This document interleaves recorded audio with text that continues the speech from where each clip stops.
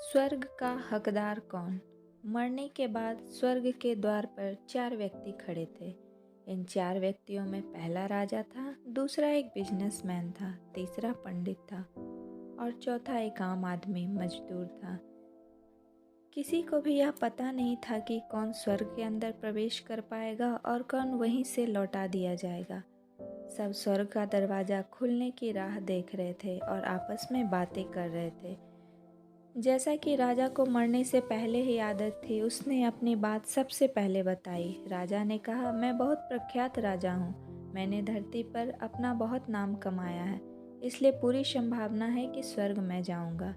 फिर व्यापारी ने अपनी बात सामने रखी। वह बोला, मैंने धरती पर खूब धन कमाया है और उस धन से मैंने सैकड़ों लोगों की मदद की है, इसलिए स्वर्ग में जाऊँगा।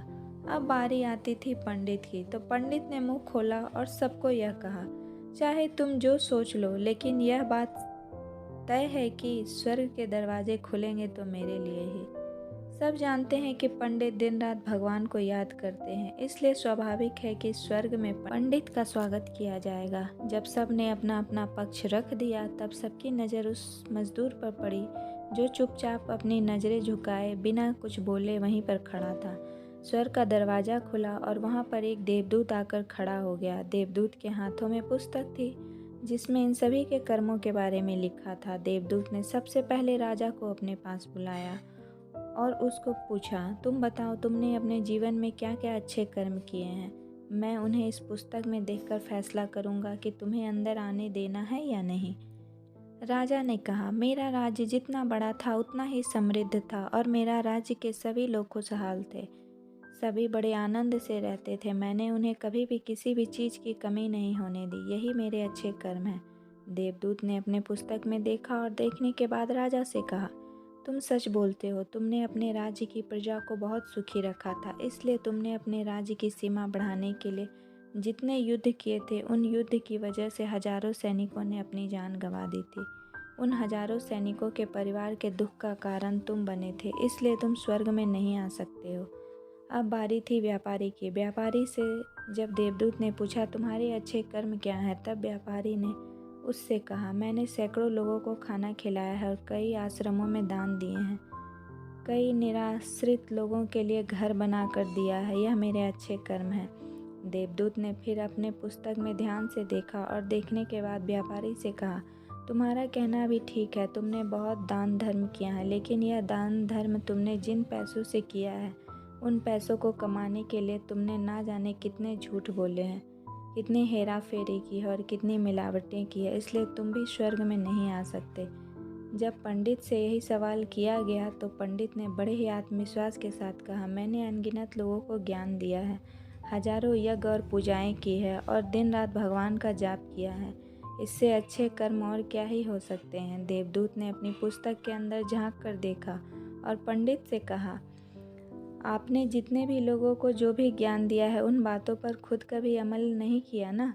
आपने यज्ञ पूजा या भगवान का नाम निस्वार्थ भाव से कभी नहीं लिया, इसलिए आपका भी स्वर्ग में आना प्रतिबंधित है। मजदूर यह सब देखकर हैरान था। वह अब तक जिन्हें महान समझता आ रहा था, उनकी व्याख्या स्वर्ग के दरवाजे पर आकर बदल गई थी। धरती पर जिन कर्मों को अच्छा समझा जाता है, उनका यहाँ पर कोई मूल्य नहीं था। यमदूत ने जब इस मजदूर को अपने पास बुलाया और इससे पहले कि वह उससे अच्छे कर्मों के बारे में पूछता, मजदूर बोला, प्रभु, मैं जानता हूँ कि मैं भी स्वर्ग में आने के लायक नहीं हूँ, लेकिन मैं फिर भी एक बार बाहर से ही स्वर्ग को झांक कर देखना चाहता हूँ। बस इससे ज़्यादा मेरी कोई इच्छा ही नहीं है, क्योंकि ऐसी इच्छा पालने के लिए मैंने जीवन में कुछ भी अच्छे कर्म नहीं किए हैं। मैं पूरा दिन मेहनत करता और जो भी पैसे कमाता उन्हें अपने परिवार के पालन पोषण में खर्च कर देता था, इसलिए दान धर्म के लिए कुछ बचता ही नहीं। लोगों की भलाई में क्या कर सकता है, क्योंकि काम के बाद जो थोड़ा सा समय मिलता उसको मैं अपने ही बूढ़े माँ बाप की सेवा में बिता देता, और यह सब करने के बाद मैं कभी कभी मंदिर भी चला जाता था और भगवान से जैसा भी मुझे दिया है उस जीवन के लिए धन्यवाद करता था। देवदूत ने अपनी पुस्तक में बड़े ध्यान से देखा और थोड़ी देर देखते ही रहा। फिर उसने मजदूर से पूछा, कि तुम याद करके बताओ, तुमने कभी तो कोई अच्छा काम किया होगा। मज़दूर ने थोड़ी देर सोचने के बाद बोला, हाँ मुझे थोड़ा थोड़ा याद है। एक बार मैं बहुत भूखा था और मैं खाना ही खाने बैठा था कि एक बहुत ही कमज़ोर कुत्ता जो ठीक से चल भी नहीं पा रहा था वह मेरे पास आ गया, मेरे खाने को देखने लगा। तब मैंने अपनी रोटी उसे खिला दी थी और उस दिन मैं भूखा ही सो गया था। मज़दूर की बात सुनने के बाद देवदूत मुस्कुराया, मज़दूर को बड़े सम्मान से स्वर्ग के अंदर लेकर आया।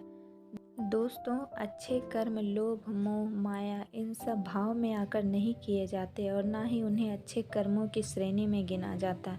निस्वार्थ भाव से किया गया एक ही अच्छा कर्म आपके जीवन के सारे पाप धोने की शक्ति रखता है।